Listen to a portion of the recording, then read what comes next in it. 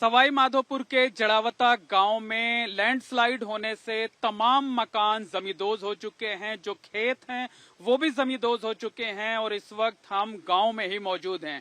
सबसे पहले बाईं तरफ आपको तस्वीरें दिखाते हैं कि जहां पर मकान थे, जहां पर खेत थे, वहां पर गहरी खाई हो गई है, बड़े बड़े गड्ढे हो गए हैं और इस वक्त हम एक ऐसी जगह पर खड़े हैं जहां किनारे का एक मकान जो है ये जमींदोज हो चुका है। यहाँ पर 2 कमरे का मकान था और यहाँ पर आप देखिए कि किस तरीके से मकान का ज्यादातर हिस्सा तो वो दफन हो चुका है, गड्ढे में समा चुका है।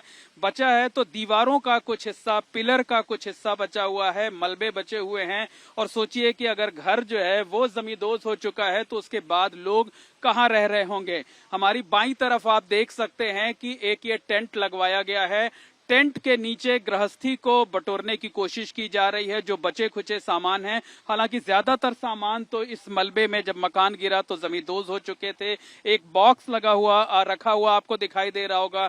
टीवी का क्या हाल है ये आप देखिए कि ये आज खुले मैदान में इस तरीके से पड़ी हुई है और इसमें नीचे जो है यहाँ पर रात गुजारी जाएगी इस टेंट के नीचे। लेकिन अगर तेज बारिश छोड़िए, अगर हल्की बूंदाबांदी भी होती है तो इसमें से पानी गिरेगा। और ये मकान प्रियंका का था। प्रियंका हमारे साथ हैं। ये कब हुआ आखिर और कैसे हुआ?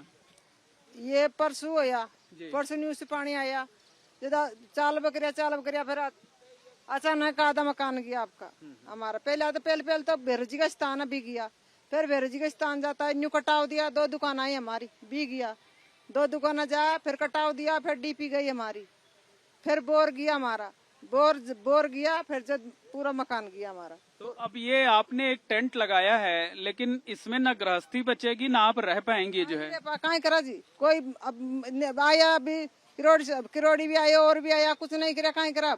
रे हमको तो भेजनी पड़ेगा, अब रेबा की जगह कौन खा रेवा, कोई बात नहीं। अब आगे की जिंदगी कैसे बीतेगी? बच्चे कहाँ रहेंगे, आप महिलाएं कहाँ रहेंगी? खा रहेगा अब नहीं, बारह रहेगा कहाँ करा, वही खा रहेगा, रेबा की व्यवस्था ही कौन कहीं भी।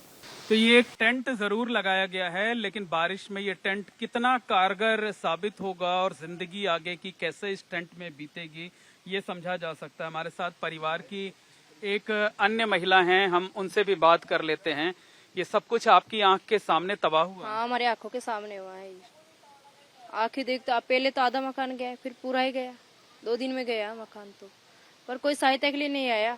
अगर अगले दिन आ जाती ना प्रशासन तो कोई भी नहीं आया, मतलब अगर अगले दिन आ जाती तो हमारा मकान बच जाता। अब आए कल आए प्रशासन, तो 5 दिन हो गए पानी आते हुए। तो किसी महिला का सपना होता है उसका अपना घर, और घर आपके सामने, आपकी आंख के सामने जो है वो मलबे में तब्दील हो गया। दुख तो बहुत हो रहा होगा। दुख क्या, जान ही नहीं निकली और सब कुछ हो रहा है। इतने छोटे छोटे बच्चे मेरे, कहाँ जाए? इस टेंट के नीचे रह जाएंगे क्या छोटे? हम तो बड़े तो निकाल लेंगे रात कैसे बैठ कर कैसे भी, पर छोटे बच्चों को काम भेजे कोई भी ना। तो कोई 5 रुपए का बिस्कुट भी नहीं देके गया मेरा छोटा सा बच्चा।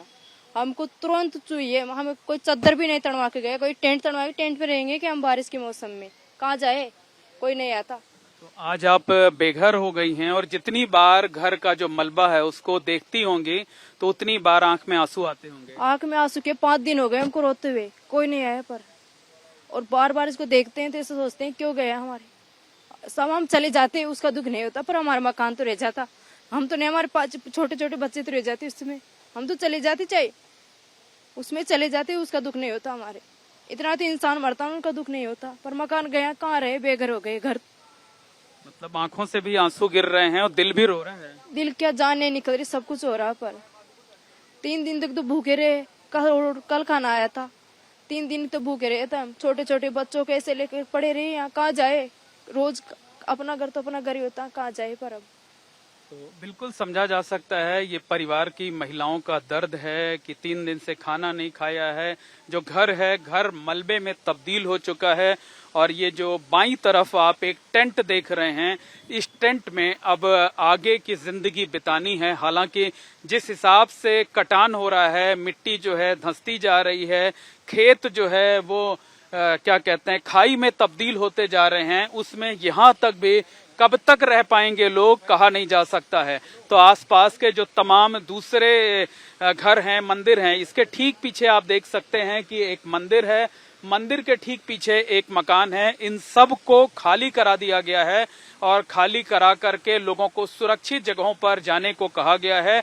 लेकिन फिर से एक बार तबाही की तस्वीरें देखिए कि कैसे जो है 4 दिन पहले तक यहाँ पर सब कुछ समतल था, जैसे आप सामने देख रहे हैं कि खेत थे, फसल लगी हुई थी, लेकिन अचानक जो बांध का पानी आया उसने इस पूरे इलाके को, समतल जो इलाका है, मैदानी इलाका है, इसे पूरी तरीके से पहाड़ी इलाके में तब्दील कर दिया। तो ये जो जड़ावता गांव है, जड़ावता गांव में हालात लगातार खराब होते जा रहे हैं। कई मकान जमींदोज हो चुके हैं, मंदिर जो है वो मलबे में तब्दील हो चुके हैं और इस हिस्से में जो बनास नदी के किनारे का हिस्सा है, 60 से 70 घर ऐसे हैं जिनको प्रशासन ने कहा है कि लोग खाली कर दें, सुरक्षित जगहों पर चले जाएं, क्योंकि इनमें से कौन सा मकान कब गिर जाए, कब जमींदोज हो जाए, कुछ भी कहा नहीं जा सकता है। तो एक जो गांव है, गांव के एक हिस्से के अस्तित्व पर ही खतरा मंडरा रहा है और ये खत्म होकर के मलबे में तब्दील होने की कगार पर है। लोगों का दुख इस बात को लेकर ज्यादा है कि यहाँ तमाम नेता आए, मंत्री आए, लेकिन मदद किसी ने नहीं दी, सिर्फ वादों की घुट्टी पिलाई और किसी ने 5 रुपए का एक बिस्किट तक नहीं दिया। जिनके मकान गिर चुके हैं उनके सामने अब सिर छिपाने की चुनौती है। कैमरामैन गोविंद साहू के साथ मोहम्मद मोइन, एबीपी न्यूज, सवाई माधोपुर।